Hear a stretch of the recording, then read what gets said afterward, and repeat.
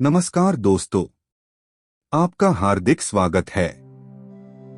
अच्छी अच्छी बातें जानने के लिए हमारे चैनल को सब्सक्राइब कर लीजिए। उम्मीद करता हूँ आपको जानकारी पसंद आएगी। अगर आप भी भगवान को मानते हैं और भगवान में आस्था रखते हैं तो वीडियो को पूरा देखिए, क्योंकि अंत में हम यह भी बताएंगे कि मनोकामना मांगने का सही तरीका क्या है। तो शुरू करते हैं। भगवान शिव के प्रमुख गणों में से एक है नंदी। नंदी जी कैलाश पर्वत के द्वारपाल भी हैं। उनका एक स्वरूप महिष को बैल भी कहते हैं। जब भी हम शिव मंदिर में जाते हैं तो शिवलिंग के सामने कुछ दूरी पर नंदी महाराज विराजमान रहते हैं। शिवजी के साथ नंदी की पूजा जरूरी। कई लोग सीधे मंदिर में चले जाते हैं और शिवलिंग की पूजा करके चले जाते हैं, लेकिन शिवजी के साथ उनकी पूजा भी करना जरूरी है, अन्यथा शिवलिंग की पूजा का पुण्य प्राप्त नहीं होता है। बैल की पूजा या कथा विश्व के सभी धर्मों में मिल जाएगी। शिव जी ने ही नंदी को वरदान दिया था कि जहां उनका निवास होगा वहां नंदी भी हमेशा विराजमान रहेंगे।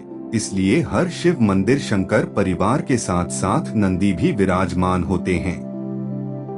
जब भी मंदिर जाएं तो शिवलिंग का जलाभिषेक करने के बाद नंदी की प्रतिमा के समक्ष दीपक जलाएं। उसके पश्चात आप नंदी महाराज की आरती कीजिए। आरती करने के पश्चात आप चुपचाप बिना किसी से बातचीत किए अपनी मनोकामना नंदी महाराज के कानों में बोल दीजिए।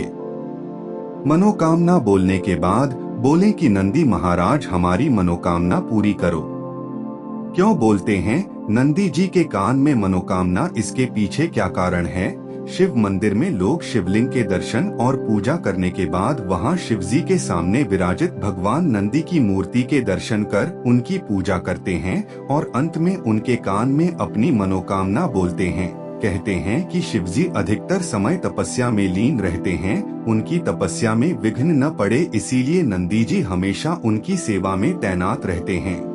जो भी भक्त भगवान शिव के पास अपनी समस्या लेकर आता है, नंदी उन्हें वहीं रोक लेते हैं। किसी बाहरी विघ्न से उनकी तपस्या भंग न हो, इसीलिए भक्तगण अपनी बात नंदी जी को कह देते हैं। नंदी जी से कही गई बात शिव जी तक पहुंच जाती है।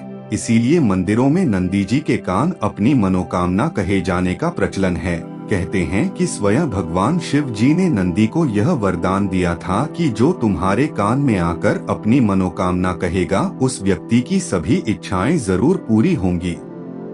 एक, नंदी जी के कान में अपनी मनोकामना कहने से पूर्व उनका पूजन करें। 2, नंदी के बाएं कान में मनोकामना कहने का अधिक महत्व है, हालांकि किसी भी कान में कह सकते हैं। 3, नंदी के कान में मनोकामना बोलते वक्त इस बात का ध्यान जरूर रखें कि आपकी मनोकामना कोई दूसरा नहीं सुन रहा हो। 4, मनोकामना बोलते वक्त आप अपने होठों को अपने दोनों हाथों से ढक लें ताकि कोई आपको देख नहीं पाए। 5, नंदी जी के कान में किसी भी व्यक्ति की बुराई या किसी का बुरा करने की बात न कहें। 6, मनोकामना कहने के बाद नंदी जी के समक्ष कुछ भेंट अर्पित करें, जैसे फल, प्रसाद या धन। उम्मीद करता हूँ आपको जानकारी पसंद आई होगी। ऐसी ही अच्छी अच्छी बातें जानने के लिए हमारे चैनल को सब्सक्राइब कर लीजिए।